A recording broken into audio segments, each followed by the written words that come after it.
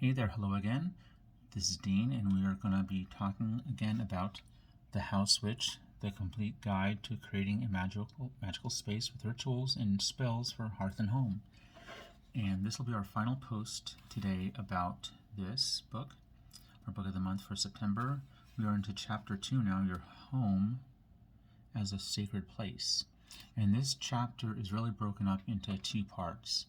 The first, home is sacred, and the second about the hearth fire.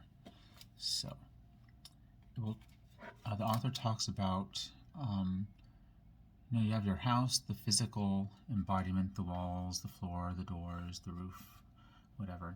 And then you have the home, which is when you're taking that and making it your own personal space, breathing your own life into it, making it personalized, decorating it as you would. And so it's really treating it as something above and beyond the material world. It's kind of breathing your own life into it, making it sacred by connecting it with something that goes above and beyond this material world. She'll point out about the definition of the word sacred, connecting with the deity, and so deserving veneration. And in this sacred space, it's kind of a zone that we create, that we set apart and kind of touch into the divine. She also brought up some nice things about like how Japanese culture demonstrates how highly that it takes the concept of the sanctity of the home. I want to read a little bit right from the book. In Japan, footwear is removed before entering shrines, temples, and some restaurants. Many homes provide slippers for visitors to wear once they have removed their outdoor footwear. A different pair of slippers is worn in the bathroom and is not to be worn outside it, further demonstrating how the different energies of the home are kept as separate as possible. Okay, so that really covers like the first half of that chapter. The second half, she talks about the sacred hearth, and that is a sacred fire, and that's an old concept coming mainly from Ireland. And she brought up some interesting facts about that, a little bit of the history of the Irish and the role of the hearth fire in their home. In Ireland, the only time the household fire was intentionally allowed to go out was at Beltane, the festival that modern spiritual paths place at the beginning of May. A main fire was lit at Tara, the spiritual center of Ireland, by the king or the druids, and from this fire all the other household fires were symbolically relit. This practice demonstrated unity throughout the kingdom as well as recognizing the spiritual power of the monarch or the druids. And as we go further along into the chapter, she talks about building a need fire, something that you could do in your own home if you don't have a fireplace, for example. I know probably the majority of us don't, but she'll talk about how to do this yourself, making sure you have an appropriate cauldron, something not made out of like ceramic or glass, something that'll withhold high heat. How to make your own oil, which is very interesting. Some tips for example, you might want to use like a long-handled match or some of those long fire lighters like this. This kind of a lighter to light it.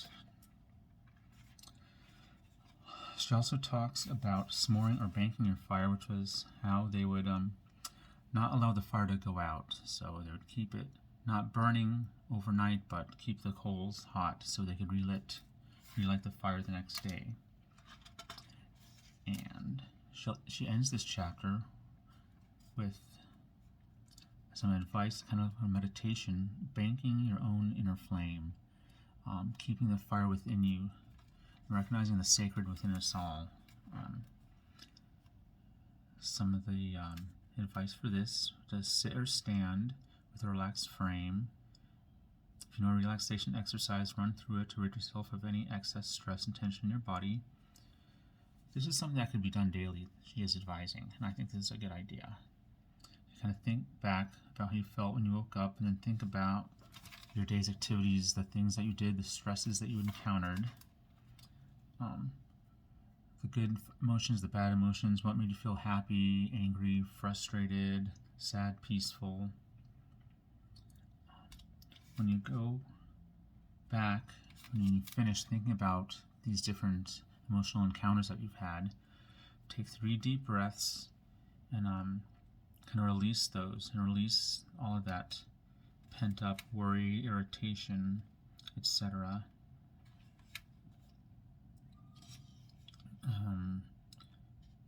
Another little bit of help advice when you're doing this: don't be critical of yourself. The final act, she also says, do something physical or symbolic of finishing the day. Like sometimes at the end of a spell, we might ring a bell or clap our hands, something like that, to signify that we're done with our magical workings. So you can go ahead and do that after you've finished this daily meditation. If you like, you can say a prayer or speak from your heart. And so that's like another way of connecting with the divine. And so that's really all for chapter 2. Quite a bit of it was taken up with how to make your own hearth fire, and that was kind of interesting. She would give the instructions and ingredients for how to do that, and I've never done that before, so I thought that was kind of neat. So I found that to be an interesting chapter. That will be the last chapter for today. Next Sunday we will continue with chapter 3, which is your spiritual hearth, which kind of builds on the last part of chapter 2. Let's see, chapter 4 will be the magic of the cauldron, so that I'm really looking forward to that as well. And then 5, we'll talk about hearth and home deities. Just to give you a quick heads up, some of the deities that are mentioned are Hestia, Vesta, Bridget.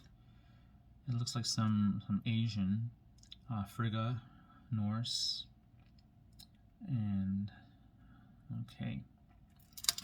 And once again, this book, we'll also have a book giveaway contest for this at the end of the month as it gets closer. I usually do it like the last week of the month.